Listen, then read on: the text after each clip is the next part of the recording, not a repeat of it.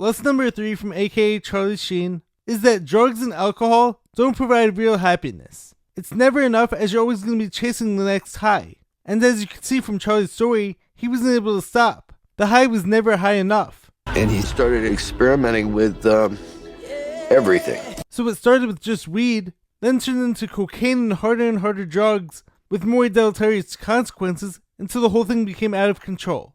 Now, as I always say, I'm not judging anyone's choices, but me personally, this is why I never drank or smoked. I'm not saying everyone has to be like me and has to be like 100% clean, but I never was nor wanted to be tempted by those things, because once you get started, as what happened to Charlie, he started justifying it to himself. It's like, oh, I'll just do it once or twice this week. But it was never enough for him. I would much rather get high on life, whether it's the high from a great workout, or from having a fun time with the people who I love to be around, or from playing sports or filming a video, etc., etc.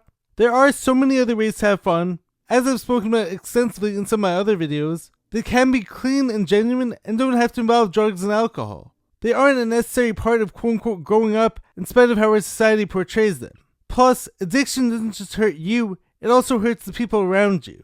Charlie actually had a really powerful story that got him to stop, where he was taking his daughter to a hair appointment, but he couldn't drive because he was so messed up, so his friend had to drive her instead, with him in the back seat, and he could see his daughter being visibly upset. And Charlie's dad was also so hurt every time he fell back onto his bad habits too. But he was also kind enough to be there for him every time. Even when it came to his ex-wife, Denise Richards, you could see like how hurt she was by Charlie's behavior every time he was back taking drugs or drinking excessively. And as Charlie said, there's always a trade. And when you trade your family for drugs, you end up with just the drugs. So while I can't make the choices for you, be very careful with every input and always be aware of the consequences.